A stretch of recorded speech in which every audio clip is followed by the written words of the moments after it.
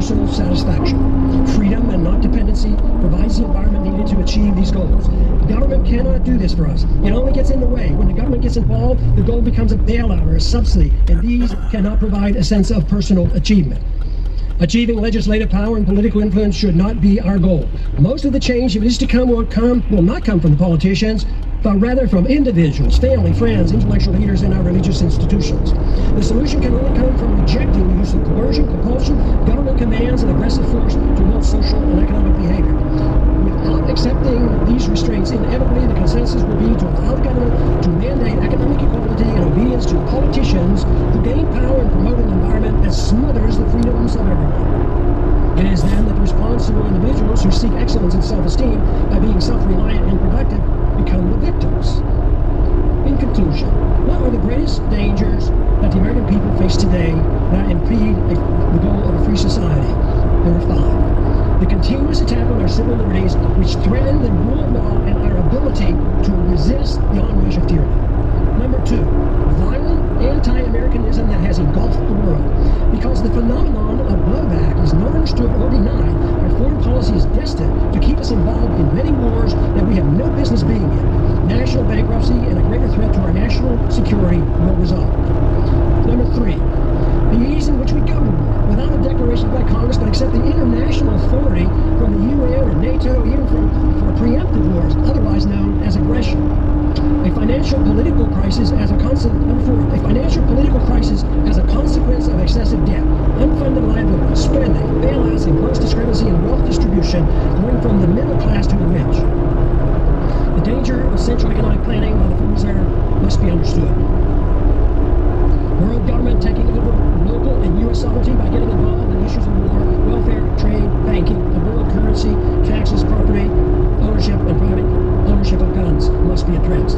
Happily, there's an answer for these very dangerous trends.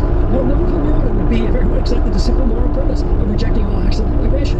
The retort to such a suggestion is always, it's too simplistic, too idealistic, impractical, naive, utopian, dangerous, and unrealistic to strive for such an ideal. The answer to that is that for thousands of years, the acceptance of government force to rule over the people at the sacrifice of liberty was considered moral and the only available option for achieving peace and prosperity.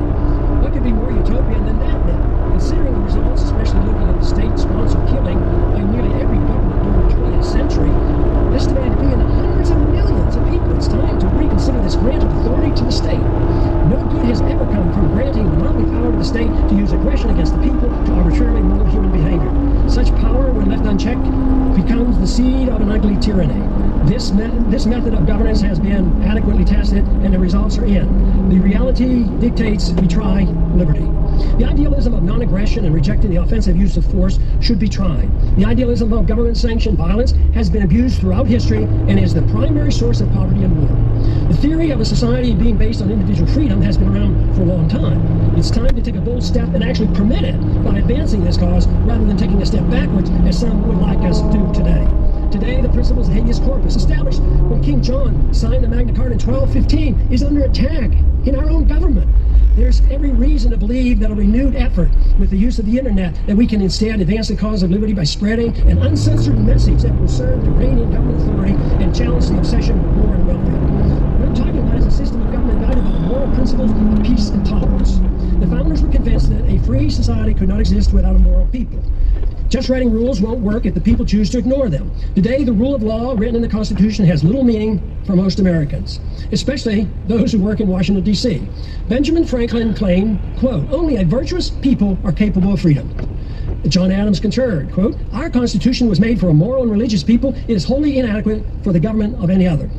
And moral people must reject all violence in an effort to mold people's beliefs or habits. A society that boos or ridicules the golden rule is not a moral society.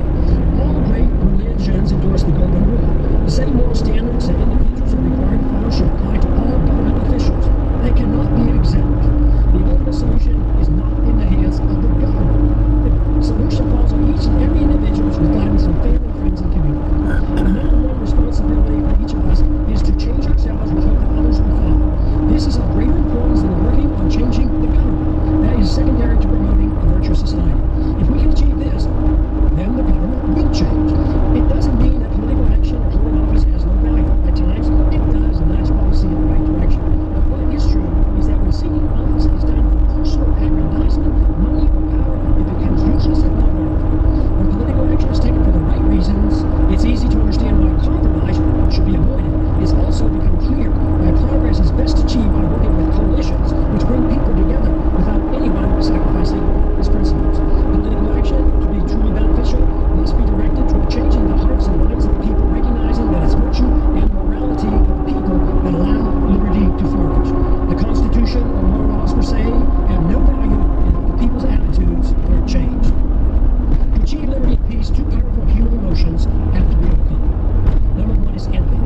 which leads to hate and class warfare.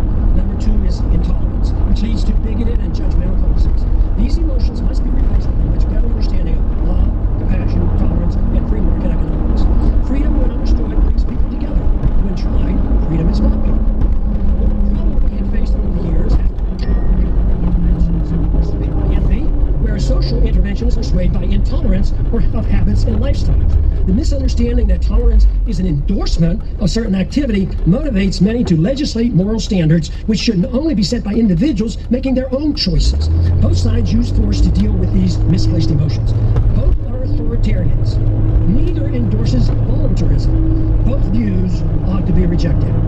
I have come to one firm conviction after these many years of trying to figure out the plain truth of things. The best chance for achieving peace and prosperity for the maximum number of people